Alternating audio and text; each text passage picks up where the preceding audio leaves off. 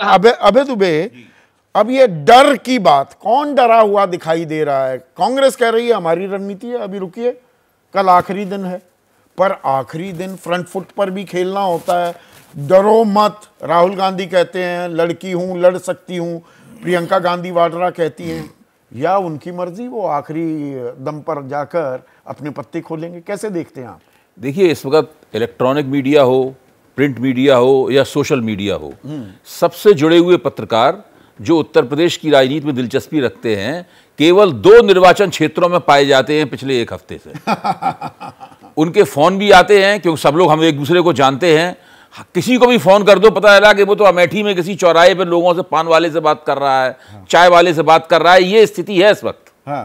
इसका मतलब यह है कि इन 2 निर्वाचन क्षेत्रों के बारे में कितनी ज्यादा उत्सुकता है, बिल्कुल है, कितनी ज्यादा प्रत्याशा है, कितना एंटीसिपेशन है इसके बारे में। और ये जो प्रत्याशा है, इतनी जबरदस्त उत्सुकता है, ये कांग्रेस ने जो शुरू से बना रखा है मामला कि अब लड़ेंगे कि नहीं लड़ेंगे, क्या लड़ेंगे, कभी हाँ कभी ना, ये उसकी वजह से बना है। और सारे के सारे पत्रकारों का ये जानबूझकर पहेली फ्लोट की गई है, वहां पूरा फोकस है। और वहां से जो खबर आ रही है, जो मेरे ख्याल से आप मेरी बात की तस्दीक करेंगे, विरोध जी भी मेरी बात की तस्दीक करेंगे, वहां पे लगभग सभी पत्रकार बिना किसी अपवाद के, मैं आपको कह रहा हूं, कोई अपवाद नहीं है, वो सब लोग ये कह रहे हैं कि अगर गांधी परिवार के दोनों, राहुल गांधी और प्रियंका गांधी, इन 2 निर्वाचन क्षेत्रों से लड़ते हैं तो टक्कर बहुत ही जबरदस्त होगी। लेकिन अगर कोई और अगर कांग्रेस का कोई और कैंडिडेट लड़ता है तो टक्कर नहीं होगी। वो तो सोनिया गांधी ने भी कहा, सोनिया गांधी ने भी कहा। अच्छा, अब आप इस पे सोचिए कि सोनिया गांधी उनकी मां है,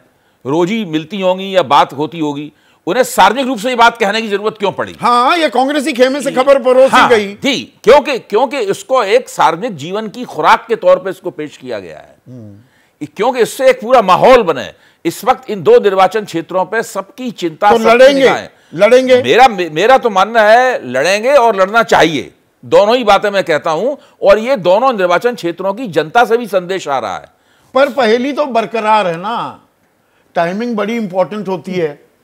अब ये आखिरी मिनट तक स्ट्रेच जो किया जा रहा है टाइमलाइन को, ये डर है, ये रणनीति है, या मन में अभी कंफ्यूजन है?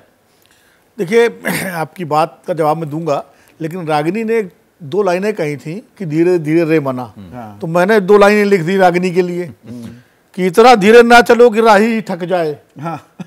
इतना धीरे ना चलो कि राही ही थक जाए, साथ साथ चलने वालों की भी हिम्मत ही चुक जाए। तो इतना धीरे भी नहीं चलना चाहिए।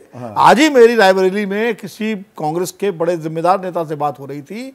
उनका कहना था कि भाई ये हो क्या रहा है हमारी पार्टी में, जो काम 15 दिन पहले हो जाना चाहिए था, प्रत्याशी का फैसला, चाहे राहुल जी और प्रियंका जी लड़ती, या राहुल जी खड़गे जी लड़ते, या खड़गे जी प्रियंका जी लड़ते, या राहुल जी लड़ते, कोई और लड़ता, या कोई और लड़ता, लेकिन ये सारे फैसले 15 दिन पहले हो जाने चाहिए थे। तो हमारे माहौल भी तो बनता है ना, चुके होते। ये बहुत जिम्मेदार नेता कि सेनापति सबसे आगे लीड कर रहा है। अब आप, कल आखिरी दिन है, अभी रागिनी ने कहा कि हर बार आखिरी दिन राहुल गांधी ने कराया नामांकन, बिल्कुल कराया, लेकिन उनकी उम्मीदवारी पहले से तय हो जाती थी। हर बार ऐसा नहीं कि उम्मीदवारी तय ना हो, वो 2004 में भी बहुत पहले घोषणा हो गई थी, 2009 में वो सांसद थे वहां से, 2014 में सांसद थे, 2019 में सांसद थे, और वो तय था। तो कोई वो नहीं था, भले आखिरी दिन कराए। देखिए, मैंने सेनापति की बात कही, भगत सिंह गुर्जर हैं, मेरठ वासी हैं, वो भी यही कह रहे हैं, सेनापति मैदान में ना उतरे तो सेना की पराजय निश्चित है। और सेनापति तरह मतलब उहापोह कहो, डर मन के लिए मैं नहीं, there is nothing to loose.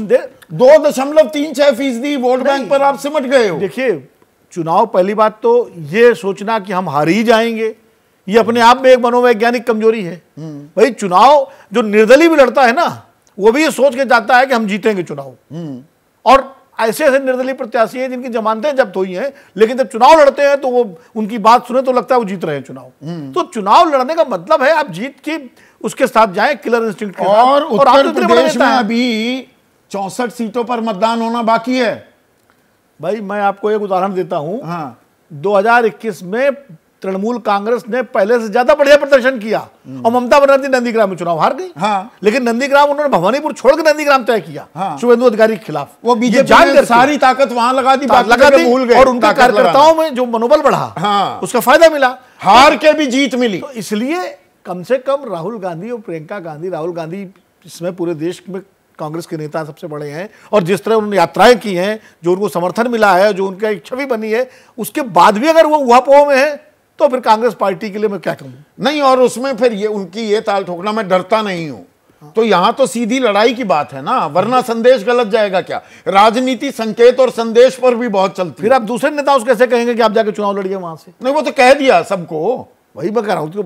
तो अगर आप दूसरे नेता, आप चाहते हैं कि सारे बड़े नेता चुनाव लड़े, और लड़ भी रहे हैं, भाई सीपी जोशी लड़ रहे हैं और बहुत सारे नेता लड़ रहे हैं, जो दिग्विजय सिंह लड़ रहे हैं, तो आपको अगर सब कह रहे हैं बेटी लड़ना तो लड़िए, क्या दिक्कत आ रही भाई? तो ये पहली सुलझने में अब ज्यादा वक्त नहीं लगेगा।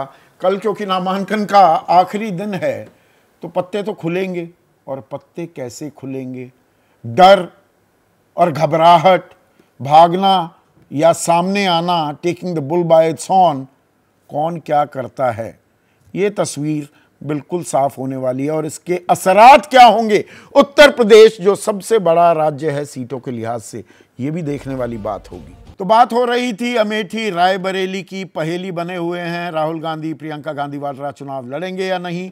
छोटेलाल यादव हापुड़वासी हैं, उत्तर प्रदेश में ही रहते हैं, उनका कहना है कि दोनों को चुनाव लड़ना चाहिए, नहीं तो संगठन में गलत संदेश जाएगा। अब ये पहेली तो सुलझ जाएगी, संदेश क्या जाएगा कल तक तो वो सामने आ ही जाएगा। आज इतना ही, नमस्कार।